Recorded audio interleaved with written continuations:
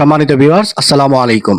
চলে আসলাম নতুন একটি ভিডিওতে। আজকের ভিডিওতে চমৎকার লোকেশনে সুন্দর একটা বাড়ি আপনাদেরকে দেখাবো, যেই বাড়ি থেকে এই মুহূর্তে রানিং ভাড়া আসতেছে 40,000 টাকার মতো। এই বাড়িটা আরেকটু মডিফাই করলে এবং আরেকটু প্রশস্ত করলে মোটামুটি 60,000 টাকার মতো ভাড়া আপনি পাবেন। কিভাবে পাবেন সকল তথ্য আমি এই ভিডিওতে আপনাদেরকে দিচ্ছি। তো আমি অলরেডি বাড়ির সম্মুখে যে রাস্তা, এই রাস্তা দিয়ে হেঁটে বাড়ির একদম নিকটে চলে এসেছি। এই রাস্তাটি হচ্ছে 6 ফিটের রাস্তা। আর আমরা যেখান থেকে ভিডিওটি শুরু করেছিলাম আপনারা দেখেছেন, ওইটাই হচ্ছে মূল রাস্তা, যেটা 30 ফিটের প্রশস্ত রাস্তা।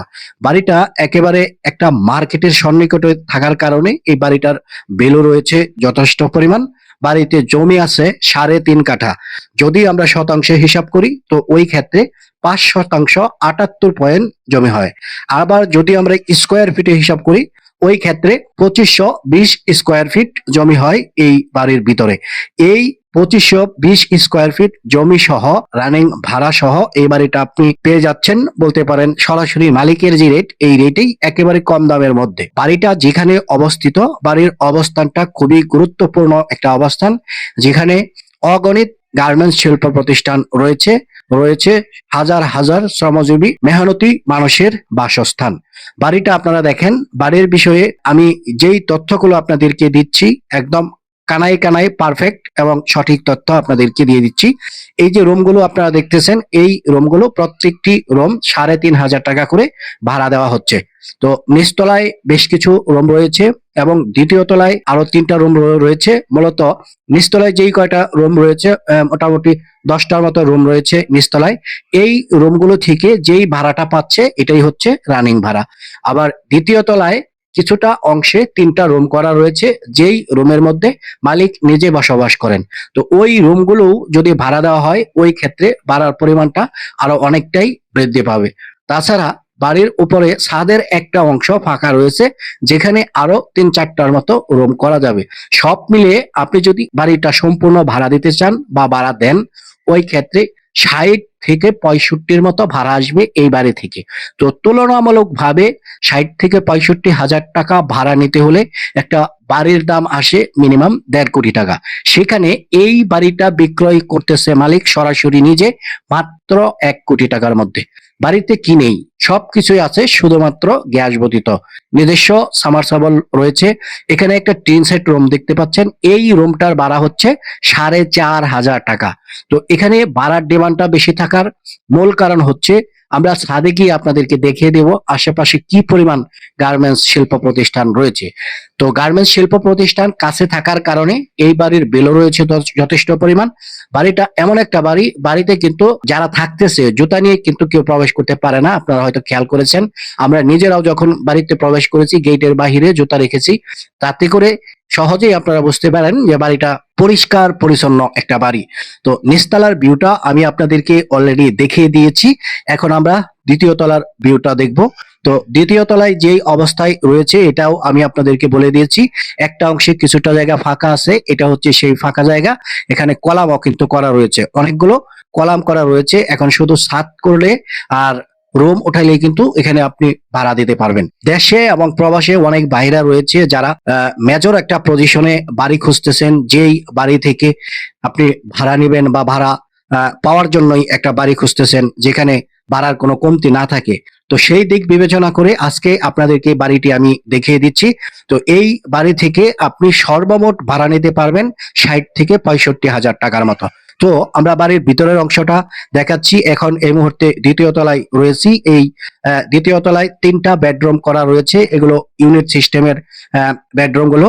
তো এখানে প্রত্যেকটি রুমের সাথে অ্যাটাচ ওয়াশরুম রয়েছে। আর প্রত্যেকটি রুমই দেখেন প্রশস্ত রুম, 16 ফিট বাই 14 ফিট এক একটা রুমের দৈর্ঘ্য এবং প্রস্থ। তো সুন্দর পরিষ্কার পরিচ্ছন্ন মনোরম পরিবেশের একটা বাড়ি হচ্ছে এটা। তো ভিডিওতে এখন পর্যন্ত কিন্তু ঠিকানাটা আমি বলিনি। তো এই যে বাড়িটা, বাড়ির লোকেশন হচ্ছে গাজীপুর 21 নাম্বার ওয়ার্ড।